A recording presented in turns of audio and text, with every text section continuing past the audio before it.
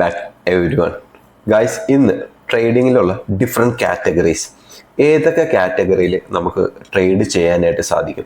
Usually നമ്മൾക്കറിയാവുന്ന പോലെ തന്നെ ഒരാൾ, ഞാനിപ്പോൾ ഒരു ട്രേഡറാണെന്ന് ആരോടെങ്കിലും പറഞ്ഞാൽ അവർ ആദ്യമേ നമ്മളോട് ചോദിക്കുന്നത് ട്രേഡിങ്ങിൻ്റെ ഏത് കാറ്റഗറിയിൽ ട്രേഡ് ചെയ്യുന്നു എന്നുള്ളതൊന്നുമല്ല, പ്രോഫിറ്റ് ആണോ ലോസ് ആണോ, എങ്ങനെ പോകുന്നു. എൻ്റെ ഒരുപാട് കാശ് ഒരുപാട് നാളുകൾക്ക് മുമ്പ് ഞാൻ ട്രേഡിങ്ങിൽ കൊണ്ട് കളഞ്ഞിട്ടുള്ളതാണ്. ഭയങ്കര റിസ്ക് ഉള്ള കാര്യം. ഇങ്ങനെയുള്ള ടോപ്പിക്കാണ് ചോദിക്കുന്നത്. പക്ഷേ നമ്മൾ പേഴ്സണലി മനസ്സിലാക്കേണ്ടിയിരിക്കേണ്ട ഒരു കാര്യമുണ്ട്. ട്രേഡിംഗ് എന്ന് പറയുന്നത് ഒരിക്കലും പ്രോഫിറ്റ് ആൻഡ് ലോസ് മാത്രമല്ല, ഏകദേശം 28 കാറ്റഗറീസ് ഓഫ് ട്രേഡിംഗ് ഉണ്ട്.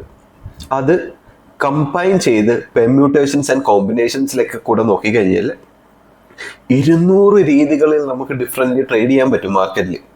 നിങ്ങൾ മനസ്സിലാക്കേണ്ട കാര്യമുണ്ട്, സ്റ്റോക്ക് മാർക്കറ്റിലും ബാക്കിയുള്ള ഓവറോൾ മാർക്കറ്റുകളുമായിട്ട് 200 രീതികൾക്കടുത്ത് നമുക്ക് ട്രേഡ് ചെയ്യാനായിട്ട് സാധിക്കും. ഇതിനകത്ത് ഏത് ഏരിയയിൽ ആർക്ക് വേണമെങ്കിലും സ്പെഷ്യലൈസേഷൻ എടുക്കാനായിട്ട് പറ്റും. അതാണ് നമ്മൾ ഇന്നിവിടെ നോക്കാനായിട്ട് പോകുന്നത്.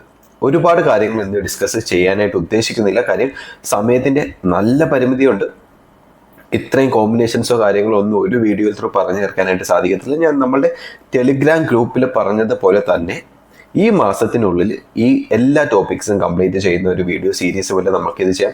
അതിൻ്റെ ഏറ്റവും ആദ്യത്തെ ഭാഗമായിട്ട് ഈ ഒരു വീഡിയോ സീരീസിനെ കണ്ടാൽ മതി. 200ഓളം കോമ്പിനേഷൻസിൽ ട്രേഡ് ചെയ്യാന്ന് ഞാൻ ഓൾറെഡി പറഞ്ഞു കഴിഞ്ഞു. അതിൽ തന്നെ നമ്മൾ ട്രേഡ് ചെയ്യുന്ന മാർക്കറ്റ് വരാം, ട്രേഡ് ചെയ്യുന്ന ടൈം ഫ്രെയിം വരാം, മാർക്കറ്റ് കണ്ടീഷൻസ് ഒരുപാട് അഫക്റ്റ് ആകാം, നമ്മൾ യൂസ് ചെയ്യുന്ന സ്ട്രാറ്റജീസ്, ഇങ്ങനെയുള്ള ഒരുപാട് കാര്യങ്ങൾ ചേരുന്നതാണ് ഒരു ട്രേഡിംഗ് എന്ന് പറയുന്നത്. ഇതിനകത്ത് ഏതൊക്കെയാണ് കാറ്റഗറീസ്, ഏതൊക്കെ കാറ്റഗറീസിനെ കമ്പൈൻ ചെയ്ത് നമുക്ക് ട്രേഡ് ചെയ്യാലോ എന്ന് നോക്കാം. ഈ വീഡിയോയിൽ ത്രൂ നമ്മൾ ഡിസ്കസ് ചെയ്യാൻ പോകുന്നത് മാർക്കറ്റിൽ തന്നെ ഏറ്റവും കോമൺ ആയിട്ട് നമ്മൾ എപ്പോഴും കേൾക്കാറായിട്ടുള്ളൊരു മാർക്കറ്റ് ടൈപ്പ്. നമ്മൾ ട്രേഡ് ചെയ്യുന്ന ഏത് മാർക്കറ്റാണോ അതിനെ ബേസ് ചെയ്ത് എത്ര രീതിയിലുള്ള ഡിഫറെൻറ്റ് മാർക്കറ്റ്സ് ഉണ്ടെന്നും അതിൻ്റെ ബേസ് ചെയ്തിട്ടുള്ള ട്രേഡിംഗ് കാറ്റഗറീസ് ഏതാണെന്നാണ് നമ്മൾ ഈ വീഡിയോയിൽ ത്രൂ നോക്കാനായിട്ട് പോകുന്നത്. So guys, I invite you to house of trading.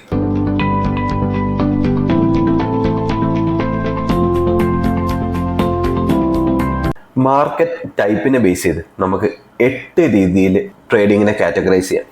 ആദ്യത്തെ ട്രേഡിംഗ് രീതി അത് ഇക്വിറ്റി ട്രേഡിംഗ് ആണ്. നമ്മൾ ഒരു കമ്പനിയുടെ ഷെയർ വാങ്ങുകയും വിൽക്കുകയും ചെയ്യുന്നു.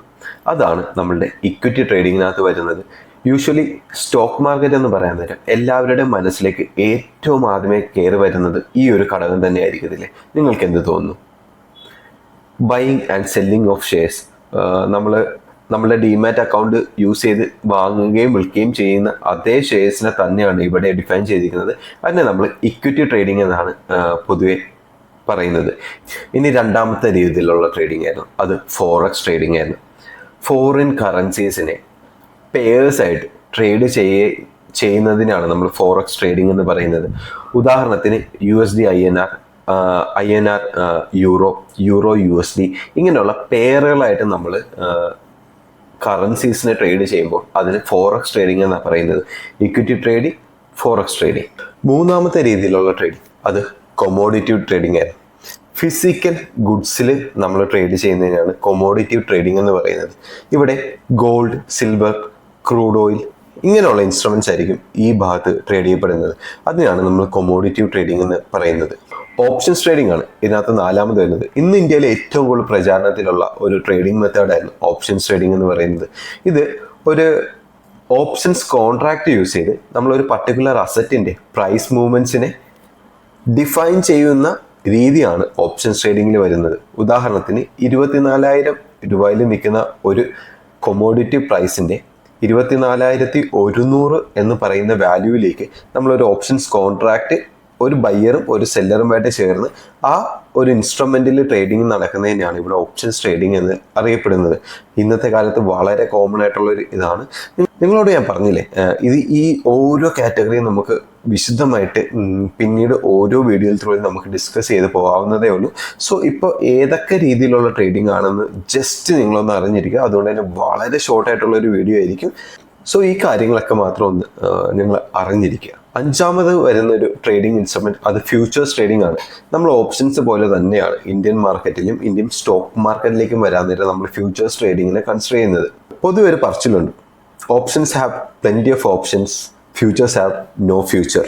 ഒരു പർട്ടിക്കുലർ പ്രൈസിൽ നേരത്തെ പറഞ്ഞ ഉദാഹരണം തന്നെ എടുക്കാം. നിഫ്റ്റിയുടെ സ്പോട്ട് 24,000-ലാണെങ്കിൽ 24,200 ഒരു ഫ്യൂച്ചർ പ്രൈസിൽ ഞാൻ ഫ്യൂച്ചർ കോൺട്രാക്റ്റിൽ എക്സിക്യൂട്ട് ചെയ്യേണ്ടതായിട്ട് വരും. എന്നത് നമ്മളുടെ കയ്യിലുള്ള അസറ്റ് വാല്യൂ ഫ്യൂച്ചറിലൊരു വിലയിലെത്തുമെന്നും ആ വിലയ്ക്ക് ഇന്നേ വാങ്ങിച്ച് ആ ഇൻസ്ട്രുമെൻറ്റിൽ ട്രേഡ് ചെയ്യുന്നതാണ് ഫ്യൂച്ചേഴ്സ് ട്രേഡിംഗ് എന്ന്.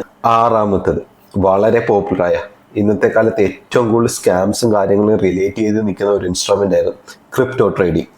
ക്രിപ്റ്റോ കറൻസിയിൽ ട്രേഡ് ചെയ്യുന്നതിനാണ് നമ്മൾ ക്രിപ്റ്റോ ട്രേഡിംഗ് എന്ന് പറയുന്നത്. വളരെ ലൂക്രേറ്റീവ് ആണ്, ഒരുപാട് ലിവറേജ് കിട്ടുന്ന ഒരു ഏരിയയും കൂടെയാണ് crypto trading.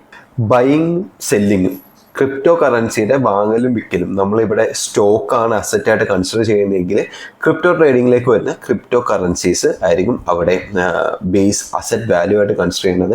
അതിലുണ്ടാവുന്ന trading വിജ്ഞാനമാണ്, ബൈയിങ്ങും സെല്ലിങ്ങുമാണ് crypto trading എന്ന് പറയുന്നത്. നമ്മൾ ക്രിപ്റ്റോ കറൻസീസിലാണ് ട്രേഡ് ചെയ്യുന്നതെങ്കിൽ അതിനെ നമ്മൾ ക്രിപ്റ്റോ ട്രേഡിംഗ് എന്നാണ് അറിയപ്പെടുന്നത്. ഏഴാമത്തെ ട്രേഡിംഗ് രീതി എന്താണെന്നറിയാവോ? അത് ഇൻഡെക്സ് ട്രേഡിംഗ് ആയിരുന്നു. നിഫ്റ്റി, സെൻസെക്സ്, ഡൗ ജോൺസ്, S&P 500 പോലത്തെ ഇൻഡെക്സുകളിലാണ് നമ്മൾ സ്പെസിഫൈ ചെയ്ത് ട്രേഡുകൾ എടുക്കണമെന്നുണ്ടെങ്കിൽ അതിനെ നമ്മൾ ഇൻഡെക്സ് ട്രേഡിംഗ് എന്നാണ് അറിയപ്പെടുന്നത്. ഇന്ത്യയിലും വിദേശത്തൊക്കെ വളരെ പോപ്പുലറായിട്ട് തന്നെ ഇപ്പോഴും നിലകൊള്ളുന്ന ഒരു ട്രേഡിംഗ് രീതിയാണ് ഇൻഡെക്സ് ട്രേഡിംഗ്. ഒരു പർട്ടിക്കുലർ ഇൻഡെക്സിൽ മാത്രം അതിൻ്റെ അസറ്റ് വാല്യൂവിനെ ബേസ് ചെയ്ത് നടക്കുന്ന ട്രേഡ്സിനെയാണ് ഇൻഡെക്സ് ട്രേഡിംഗ് എന്ന് പറയുന്നത്. എട്ടാമതായിട്ട് വരുന്ന ട്രേഡിംഗ് രീതി ഏതാണെന്നറിയോ? അത് ബോണ്ടുകളിൽ ട്രേഡ് ചെയ്യുന്നതായിരുന്നു. Bonds trading. ഗവൺമെൻറ്റിൻ്റെയും കോർപ്പറേറ്റ് ബോണ്ടുകളിലും നമ്മൾ ഡയറക്റ്റ്ലി ബൈയിങ്ങും സെല്ലിങ്ങും രീതിയിലോട്ട് ഇൻവോൾവ് ആകാൻ നേരം അതിന് ബോണ്ട് ട്രേഡിംഗ് എന്നാണ് പറയുന്നത്. ബോണ്ടുകളിൽ ട്രേഡ് ചെയ്യുമ്പോൾ ഇതിനകത്ത് വരുന്ന ഫ്ലക്ച്വേഷൻസ് വളരെ കുറവായിരിക്കും. ട്രേഡ്സിൽ ഇൻവോൾവ് ആകാൻ നേരം അവിടെ വരുന്ന ലോസസും ഒരുപാട് കുറയാനായിട്ടുള്ള പോസിബിലിറ്റി ഉണ്ട്. അതാണ് ബോണ്ട് തിയറീസിൽ വരുന്ന ഒരു കോമൺ ആയിട്ടുള്ള ഒരു കാര്യം. നമ്മളിപ്പോൾ നോക്കിയിരിക്കുന്നത് ഏത് മാർക്കറ്റിലാണ് നമ്മൾ ട്രേഡ് ചെയ്യാൻ പോകുന്നത് അതിനെ ബേസ് ചെയ്തുകൊണ്ടുള്ള 8 രീതിയിലുള്ള ട്രേഡിംഗ് മെത്തേഡ്സ് മാത്രമായിരുന്നു. ഇതേപോലത്തെ ഏകദേശം 20 മെത്തേഡ്സും കൂടെ ഉണ്ട്. ടൈം ഫ്രെയിമിനെ യൂസ് ചെയ്തുകൊണ്ടുണ്ട്, സ്പെക്കുലേഷൻസിനെ യൂസ് ചെയ്തുകൊണ്ടുണ്ട്, സ്പെസിഫിക്കേഷൻസിനെ യൂസ് ചെയ്തുകൊണ്ടുണ്ട്. അങ്ങനെ ഒരുപാട് രീതിയിൽ വീണ്ടും ട്രേഡിംഗ് രീതികൾ പോകുമായിരുന്നു.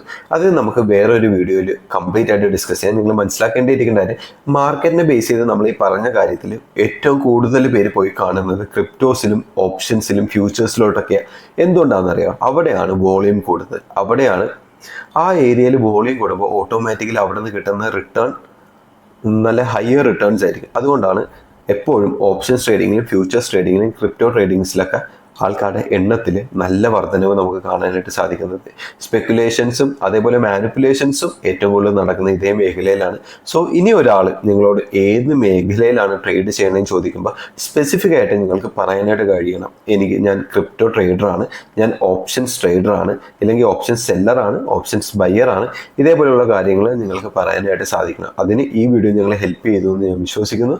അങ്ങനെയാണെങ്കിൽ ഇതിൻ്റെ അടുത്ത ഭാഗം നമുക്ക് ഉടനെ ചെയ്യാം. വളരെ ഷോർട്ട് ആയിട്ടുള്ള വീഡിയോസ് ആയിട്ട് ചെയ്തതിന് ശേഷം സ്പെസിഫൈ ചെയ്ത് ഓരോരോ ട്രേഡിംഗ് സ്റ്റൈലിനെ നമുക്ക് വളരെ വിശദമായിട്ട് പഠിച്ചു പോകുന്ന രീതിയിൽ നമുക്ക് ചെയ്യാനായിട്ട് സാധിക്കട്ടെ. സോ ഗൈസ്, വീണ്ടും അടുത്ത വീഡിയോയുമായി കാണുന്നവരേക്കും ബൈ.